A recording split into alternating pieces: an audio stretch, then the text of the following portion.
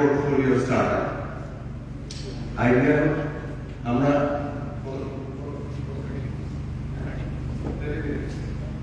ওকে ওদের কাছে তো ছোট্ট করে আমি আজকে কিছু স্লাইড নিয়ে আসছি বানানোর জন্য the journey of an entrepreneur মানে কি জানি আমরা কেউ আমি আসলে স্টেজে ছাড়ছি না আমি স্টেজের বাইরেই থাকি entrepreneur মানে কি কেউ জানি entrepreneur মানে কি entrepreneur মানে হচ্ছেন সেই ব্যক্তি যিনি অল্প লাভের আশায় কোন একটা ইউনিক সলিউশন প্রোভাইড করেন একেবারে মোটা দাগে বললাম আর কি দিস ইজ কল্ড এন্টারপ্রেনার আর স্টার্টআপের মানে কি স্টার্টআপের মানে কি জানেন আচ্ছা স্টার্টআপের মানে হচ্ছে কি যে এরকম একটা সলিউশন আমরা প্রোভাইড করছি যেটাকে ইউনিক প্রবলেম সলভ করবে এবং যেটাকে খুব দ্রুত স্কেল আপ করা যাবে দ্যাট ইজ আ স্টার্টআপ পানের দোকানদার কিন্তু স্টার্টআপ না উনিও কিন্তু একজন এন্টারপ্রেনার কিন্তু নতুন entrepreneur but that is not a startup বুঝতে পেরেছি যদি আপনারা কেউ নোট নিতে চান নোট নিতে পারেন প্লিজ প্রশ্ন করতে পারেন যে কোনো সময় যে the journey of an entrepreneur from idea to impact মানে কি আইডিয়া থেকে ইমপ্যাক্ট পর্যন্ত যাওয়ার যে জার্নিটা সেটা অল্প কিছু দিয়ে বিশ্লেষণ করবো এটা কাজ করছে না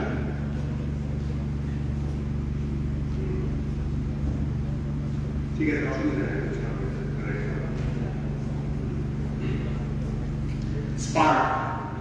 স্পার্কটা কি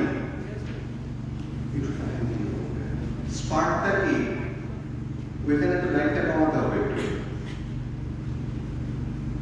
identifying the idea মানে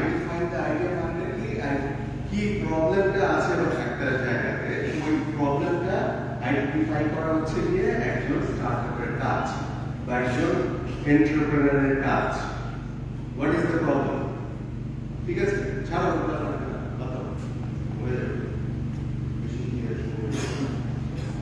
এর মধ্যে অনেকগুলো পয়েন্ট আছে আপনারা ইচ্ছা করলে কাউকে আমি দেখছি না লিখতে না একটা স্ন্যাপ নিতে আমি কিন্তু ছবি ইউজ করি না ইচ্ছা করে কারণ আপনারা পড়েন জিনিসগুলো যে দেখেছি আমি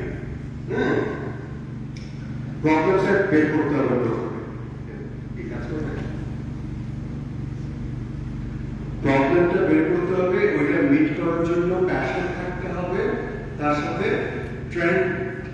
কি ট্রেন্ড চলছে এটাও জানতে হবে মার্কেট গ্যাপ বুঝতে হবে অপরচুনিটিসটাও বুঝতে হবে এটা রিসার্চটা আপনাকে জানতে হবে তার মানে আপনি যখন একটা কাজ শুরু করতে যাচ্ছেন ওই কাজটা কি এবং ওটা আপনি আদৌ পারেন কিনা হ্যাঁ এটা করলে আপনার কি লাভ আপনার কমিউনিটির কি লাভ এগুলো সবকিছু আপনাকে জানতে হবে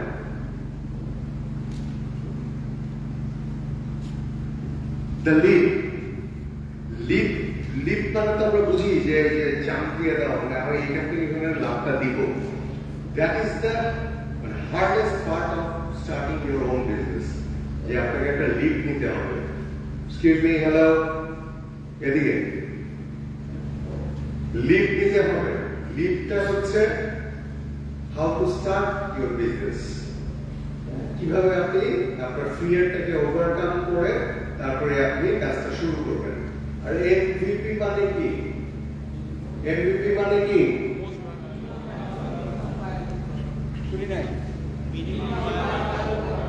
মিনিমাম ভায়াবল প্রোডাক্ট ইয়েস একটা এমভিপি প্রথমে দাঁড়া করাতে হবে যেটা দিয়ে অ্যাট লিস্ট আপনি আপনার প্রজেক্টটাকে টেস্ট করতে পারবেন যে না এটা কাজ করছে আর পরেরটা তো বললাম না ইনভেস্টমেন্ট কিভাবে আসে এটা তো জানেন ইনভেস্টমেন্ট দিয়ে ক্লাস করতে গেলে সমাধান হয়ে যাবে প্রথম ইনভেস্টমেন্টটা আসবে আপনাদের ফ্যামিলি অর ফ্রেন্ডসদের কাছ থেকে that will be your first মানে গো যেখানে আপনি যাবেন গিয়ে আপনার আইডিয়াটা বুঝাবেন ওনারা যদি কনভিন্সড হয় তাহলে আপনাকে পয়সাটা দেবে শুরু করার জন্য তো আমি যখন আইটি ব্যবসা শুরু করি আপনাকে আমি বলেছিলাম যে আপনার আমার 5,000 টাকা লাগবে দাও ঠিক আছে তো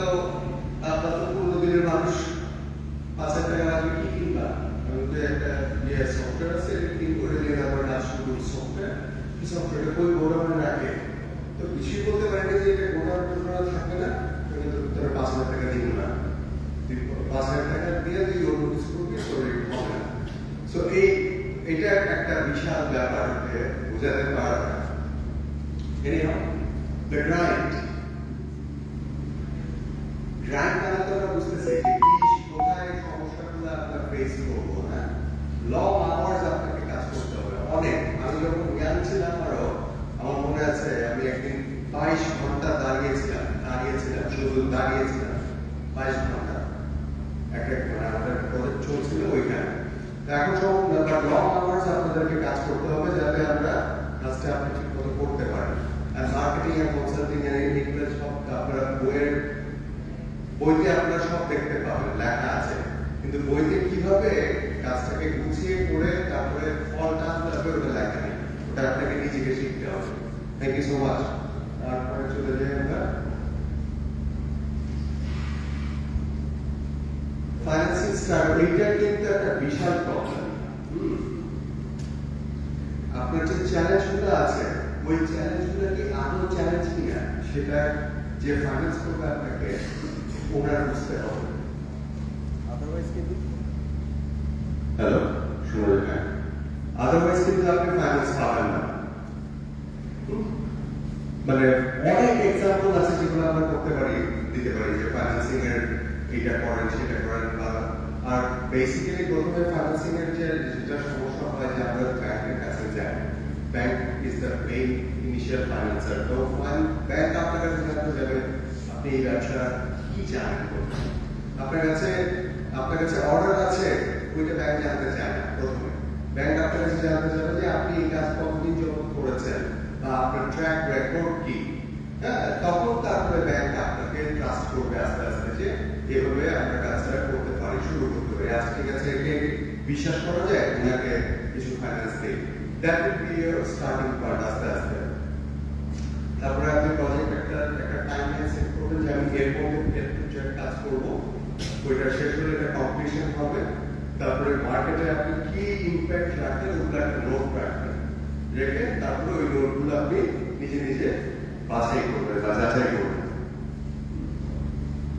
এই যেটা এখন বললাম মাইলস্টোনস গুলো ছোট ছোট অ্যাচিভমেন্ট ছোট মনে করেন আপনি একটা ছোট কাজ করেছেন ওইটা পজিটিভলি ইয়ে হয়েছে কাজটা পজিটিভলি আসছে তখন আপনি এটা কিন্তু আপনি ইয়েতে রাখবেন নোটে রাখবেন যে আমি এতদিনের মধ্যে এতটুকু কাজ করতে পেরেছি হ্যাঁ অথবা আমি এই গোলটা সেট ছিল আমি এই গোলের এতটুকু কাছাকাছি পৌঁছাতে পেরেছি কাস্টমার পেনিট্রেশন বলেন বা কাস্টমার রিটেনশন বলেন অনেক রকম কথা আপনি শুনতে পারবেন এগুলো these are all about your milestones এবং সাকসেস স্টোরির মধ্যে পড়বে এখন আপনি নতুন একটা ভালো শুনবেন customer retention customer acquisition and customer retention এটা মানে কি বলতে পারেন কেউ আছে এখানে কেউ আছে না আচ্ছা কাস্টমার অ্যাকুইজিশন মানে হচ্ছে কি যে একটা নতুন কাস্টমার ক্রিয়েট করা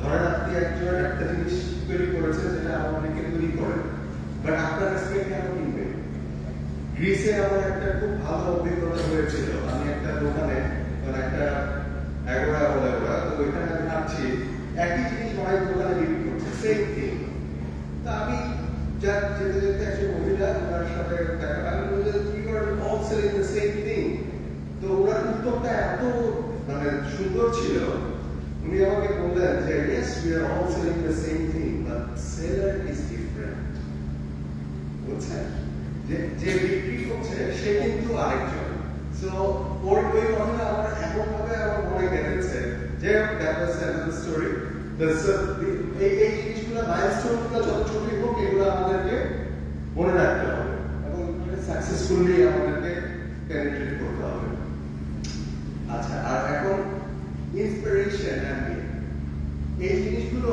কিন্তু খুবই আমরা ইগনোর করি লেসন কি শিখলাম একটা ডিল হলো না মনে করেন 10টা ডিল করতে চাচ্ছি আমরা 10টা ডিলের মধ্যে কিন্তু 9টাই হবে না এই মেনে নিতে হবে কিন্তু একটা যেটা হলো ওইটা কিভাবে হলো এবং কেন হলো এই জিনিসগুলোকে আমাদের মাথায় রেখে তারপরে কাজ করতে হবে। ঠিক আছে? এই পয়েন্টগুলো লিখে রাখেন দয়া করে। আর ফিউচার ভিশনটা মাথায় রাখতে হবে যে ফিউচারে আমরা কিভাবে যাব, কোথায় যাব, এই জিনিসটা আমাদের খুবই জরুরি। And that's about it. Now, any questions, please?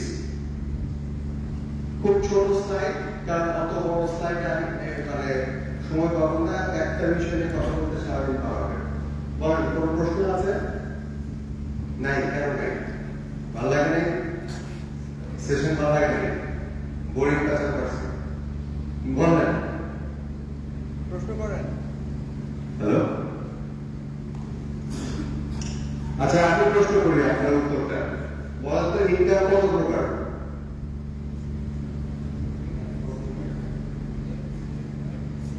Income, yes please. উনি খুবই ভালো ছাত্র, কারণ উনি বই পড়েছেন। বলেন, thank you so much. Direct and passive income, right? এইটা আমাদের বইয়ের ভাষায় লেখা আছে। ইনকাম কিন্তু আরো অনেক প্রকার আছে। আপনি যে খরচা করেন ওইটাও কিন্তু ইনকাম। এখনো তো বয়স হয়নি, যখন আপনি ট্যাক্স পে করতে যাবেন তখন যখন আপনি ট্যাক্স রিটার্ন জমা করতে যাবেন তখন যদি দেখেন যে আপনি ইনকামের চেয়ে খরচা বেশি, তখন ওই যে খরচাটা করেছেন না, ওই খরচাটাও ইনকাম হিসাবে গ্রহণ করবে। So there are 4 kind of income. একটা হচ্ছে আপনি যেটা নিজে আর্ন করছেন বা ওয়েজেস পাচ্ছেন, কি বললাম, আরেকটা হচ্ছে আপনি পরিবারের কাছ থেকে যেটা পাচ্ছেন আপনার অ্যাসেট হিসেবে, ওইটা একটা ইনকাম। তারপরে যেটা আপনি খরচা করছেন সেটাও একটা ইনকাম। এই আরেকটা ইনকাম হচ্ছে কি আপনি কোথাও কিছু ইনভেস্ট করেছেন কিন্তু আপনি কাজ করছেন না। হ্যাঁ, ধরেন কোনো জায়গায় আপনি একটা সাইলেন্ট পার্টনার, ওইখান থেকে যে ইনকামটা আসছে that is also your income.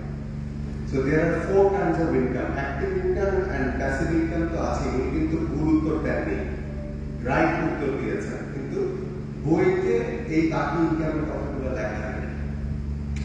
R entrepreneur হতে গেলে আপনাকে বইয়ের বাইরে চিন্তা করতে হবে, কারণ যতগুলো বই লেখা আছে, মনে করেন পল স্যামুয়েলসন, এল রবিনসন, ফিলিপ কটলার, হাজার নাম বলতে পারবো আমি এরকম।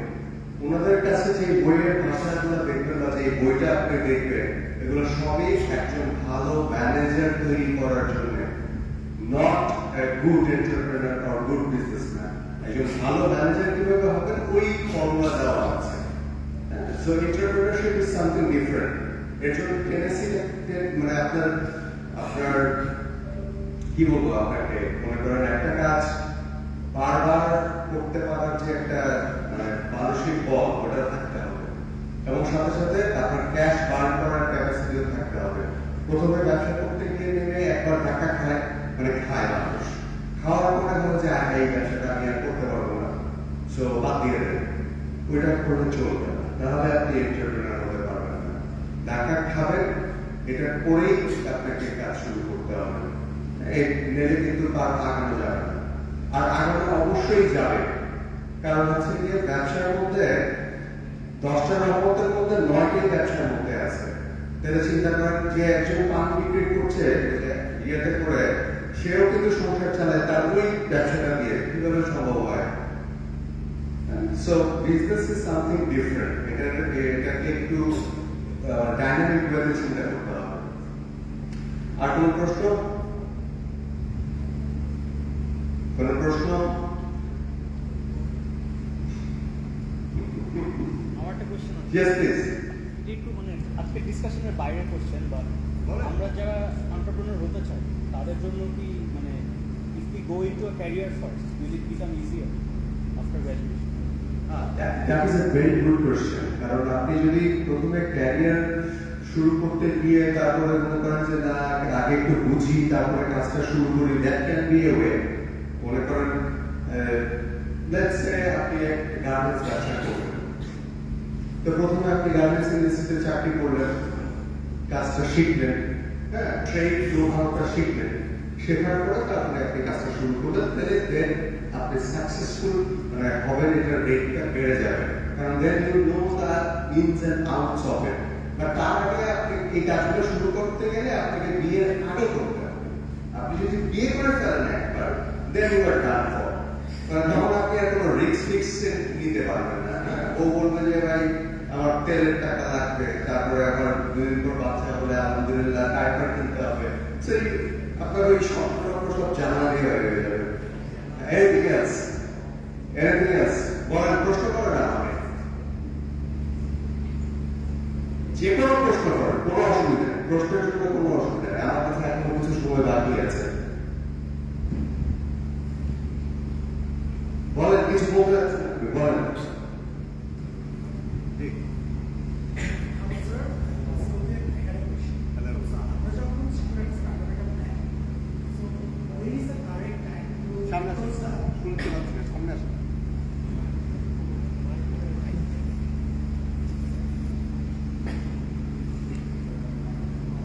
Hello sir, I'm Nasir.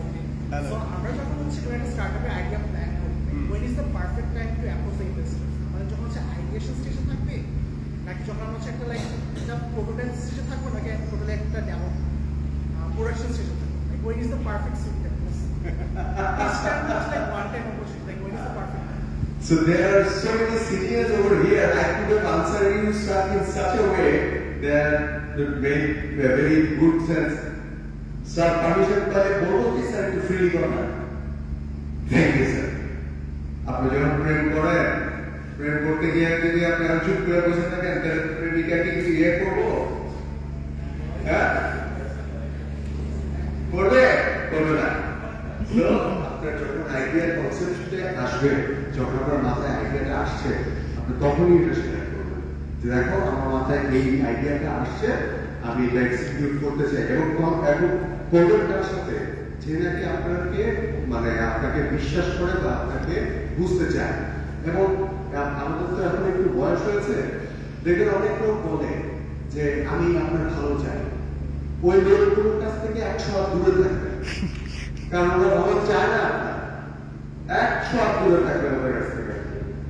যে লোকগুলো আপনাকে ট্রাস্ট করবে, মনে করেন আপনার একটা আইডিয়া আছে, ইট ক্যান বি এনিথিং, মনে করেন যে কোনো একটা আইডিয়া হতে পারে। আমি আমার মোবাইলে, আচ্ছা ঠিক আছে, সরি।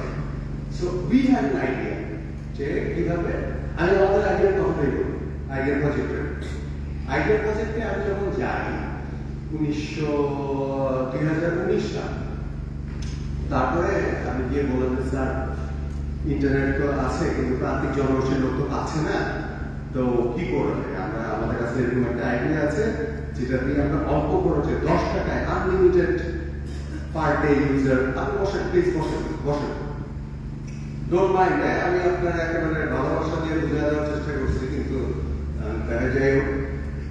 তো তখন এই আইডিয়া প্রজেক্টের যারা ছিলেন ওইখানে, পিটি স্যার, সেক্রেটারি স্যার, তারপরে যারা ওনাদের যারা প্যারেন্টস, ওনারা চিন্তা করলেন যে না, আসলেই আমাদের যে গ্যাপটা আছে প্রান্তিক জনগোষ্ঠী আর শহরের জনগোষ্ঠীর মধ্যে, এই গ্যাপটাকে কমানো দরকার। ইট ওয়াজ অ্যান আইডিয়া ফার্স্ট। আমি কিন্তু প্রথমেই কাজটা শুরু করতে পারিনি, তারপরে আইডিয়াটা আমি ওনাদের সাথে শেয়ার করেছি, ওনারা বলেছেন যে ঠিক আছে এটার উপরে গিয়ে আরো কাজ করেন, কাজ করে রিপোর্ট জমা দেন। আমি ওটাকে 6 মাসের কাজ করে রিপোর্ট জমা দিয়েছি। ওই রিপোর্ট তারপরে এই যে আমাদের বিজ্ঞ স্যাররা বসে আছেন, ওই রিপোর্ট অ্যানালাইসিস করেছেন, এবং এই যে সিদ্ধান্ত দেওয়ার মতো কনসালটেন্ট ওনারা ফোন করেছেন ডিরেক্টলি যে আপনার কাছ থেকে আমি আইডিয়াটা নিয়েছি, ইনফরমেশনটা নিয়েছি, তারপরে দেখেছেন যে না আসলে এটা কাজ করে, তারপরে গিয়ে তারা আমাদেরকে ফান্ডিং করেছেন। এবং আলহামদুলিল্লাহ এখন আমরা প্রতি মাসে প্রায় মানে ইন টার্মস অফ যদি বলি, রেভিনিউ বলি, প্রান্তিক জনগোষ্ঠী আমরা প্রায় 1.5 লাখ 2 লাখ টাকার মতো প্রতি মাসে জেনারেট করি।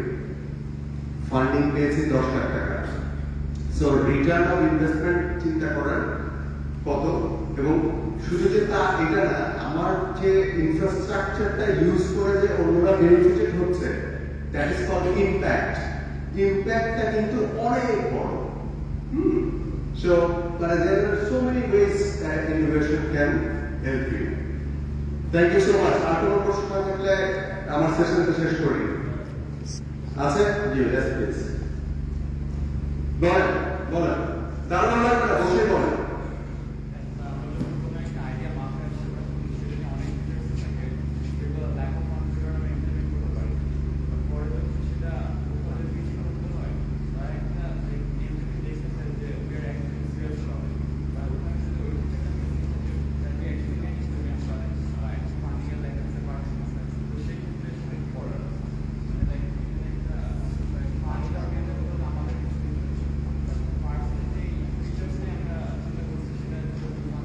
আমি একদম প্রথমে শুরুতেই বলেছি না যে আপনার আইডিয়াটা এমন একটা প্রবলেমকে সলভ করবে যেটা ইউনিক, অন্য কেউ করছে না।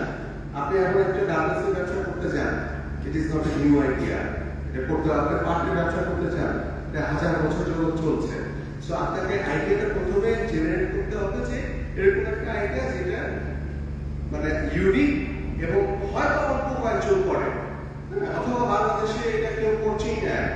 তখন আপনি এটা নিয়ে যাবেন, আইডিয়াটা যদি ভায়াবল হয়, এনপিপি পরে আসবে, কিন্তু NPP is a second stage. আগে আপনাকে আইডিয়াটা ইনকিউবেট করতে হবে যে এই হচ্ছে আমার আইডিয়া, এইভাবে এটা কাজ করবে। তারপরে আপনি একটা মিনিমাম ভায়াবল প্রজেক্ট তৈরি করবেন, বুঝছেন? ওই পর্যন্ত আপনি কোনো ফান্ড পাবেন না, বা পেতেও পারে, রাইট? সেটা প্রিসিড ফান্ড তো পাওয়া যেতে পারে এমপিপি আগে, হ্যাঁ, সেই পাবেন, ফান্ড পাবেন, বাট ওইটা আপনাকে আগে প্রমাণ করতে হবে যে এটা ফান্ড পাওয়ার যোগ্য। বুঝতে পেরেছি?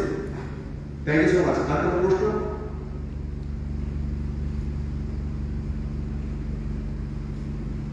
যাতে আপনার কাছে কোনো প্রশ্ন আছে?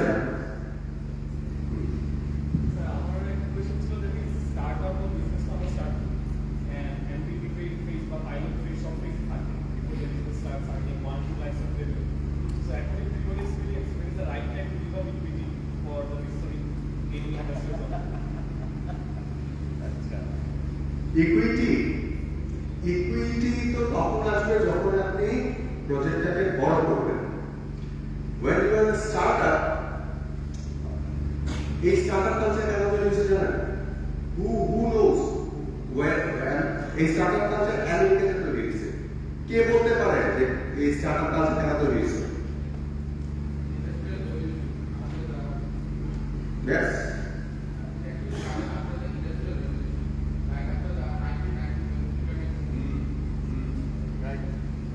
Exactly right. আরো স্পেসিফিক্যালি বলতে গেলে আরেকজনের আইডিয়াটা চুরি করার জন্য তৈরি হয়েছে। ঠিক আছে? আপনাকে দুইটা উদাহরণ দেই। একটা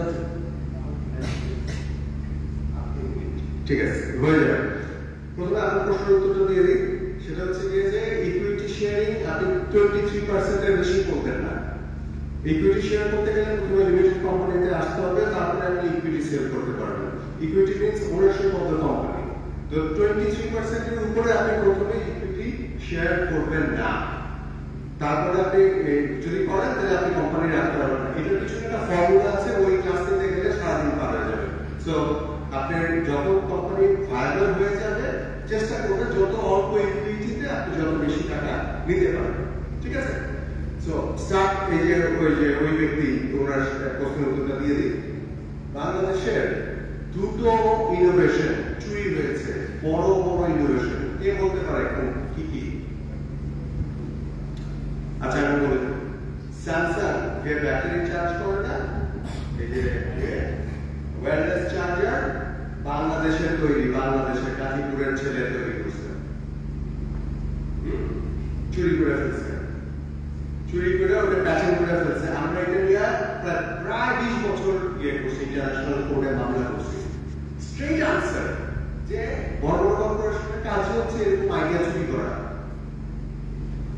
আমার বাচ্চা আমার দেশের মানুষ তৈরি করছে, তার এই গাজীপুরে ব্যাটারি ওয়্যারলেস রিচার্জ করা যায়। কেউ বিশ্বাস করে এই কথা? ওরা তো এখন ভাবে যে স্যামসাং এর তৈরি, বাংলাদেশের বাচ্চা তৈরি। যাই হোক, তারপরে আরেকটা আমেরিকাতে মোমবাতি পাওয়া যায়, মোমবাতিতে অনেকক্ষণ জ্বলে, অনেকক্ষণ জ্বলে, একটা একটু মোমবাতি করে করেন সারাদিন চলবে। বাংলাদেশের আইডিয়া, বাংলাদেশের একজন তৈরি করছে কৃষক এই দিনাজপুরে, উনি ওইখানকার একজন এনজিও কর্মী এটা দেখছে, দেখে আরে এটা তো একটা দারুণ জিনিস, এটা তো পয়সা কামানো যায়, এটা চুরি করে ওইখানে হাসি করে সে এখন দুনিয়ার ব্যবসা করতেছে। এটা আপনাকে আমি লেটেস্ট ঘটনা বললাম, লেটেস্ট এখনকার দিনে। সো আইডিয়া নিজের কাছে রাখবেন এবং এটা যখন শেয়ার করবেন, এখনকার কাছে শেয়ার করবেন যিনি এটা ট্রাস্ট করতেছেন বা আপনাকে আসলে হেল্প করতে পারেন। Thank you so much idea project কাছে হেল্প করার জন্য। Thank you.